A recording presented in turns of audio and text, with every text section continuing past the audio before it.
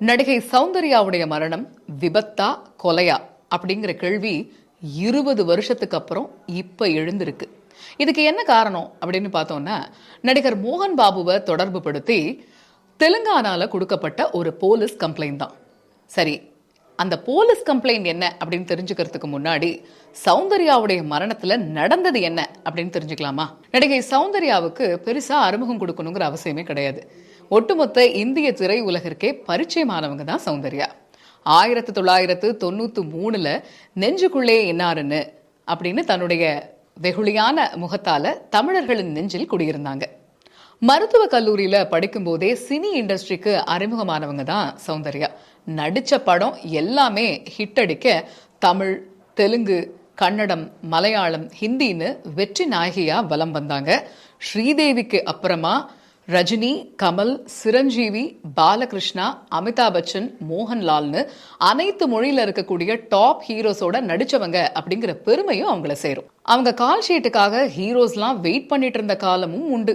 திரை உலகில வெற்றி நாயகியா வலம் வந்த சௌந்தர்யா 2004 பாரதிய ஜனதா கட்சியில இணையறாங்க. அவங்க போகக்கூடிய பொதுக்கூட்டங்கள்ல எல்லாமே மக்கள் கூட்டம் அலை மோதும். பொதுவா திரை பிரபலங்கள் அரசியலுக்கு வரதை பார்க்கறது நமக்கு புதுசு கிடையாது.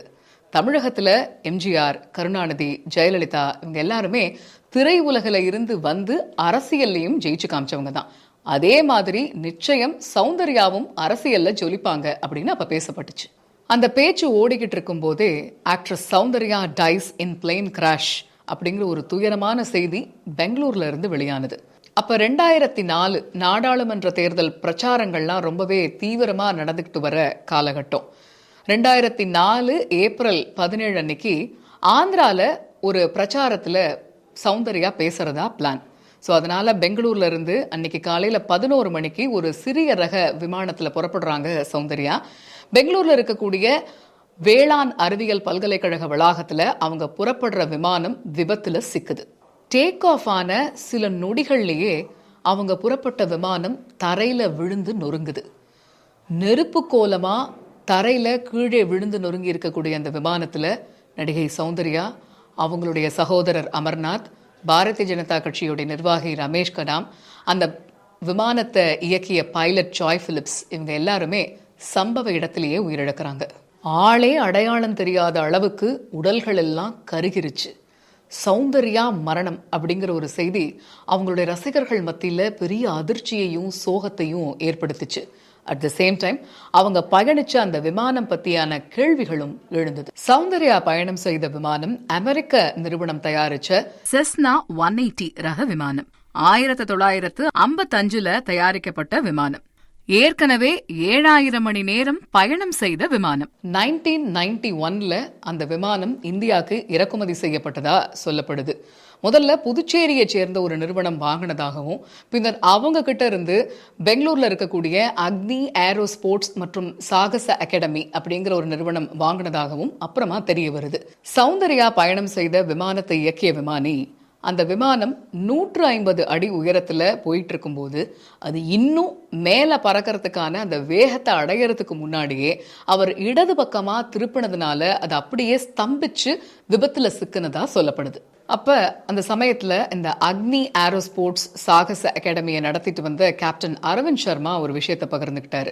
வானத்துல இந்த பறவைகள்லாம் வட்டமடிக்கிறத பார்த்துட்டு பைலட் உடனே அந்த விமானத்தை திருப்பி இருக்கலாம்னு, குறைஞ்ச உயரத்துல போயிட்டு இருக்கும் போது திருப்பினதுதான் இந்த விபத்துக்கான காரணம்னு சொன்னாரு.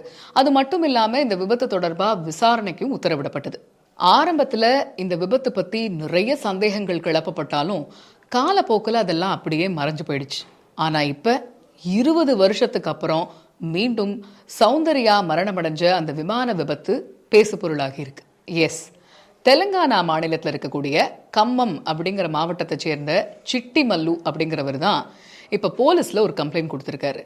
அதுல சௌந்தர்யாவுடைய மரணம்ங்கிறது விபத்து கிடையாது, அது கொலைன்னு சொன்னதோட மட்டும் இல்லாம நடிகர் மோகன் பாபுவையும் இந்த சம்பவத்துல தொடர்பு படுத்தியிருக்காரு.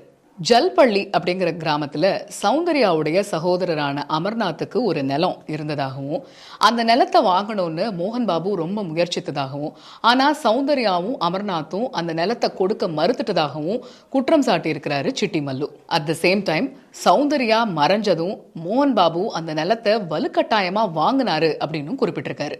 சிட்டி மல்லு கொடுத்த அந்த புகாரே இப்ப மீண்டும் சௌந்தர்யாவுடைய மரணம் விபத்தா கொலையா அப்படிங்கிற ஒரு கேள்வியை எழுப்பியிருக்கு.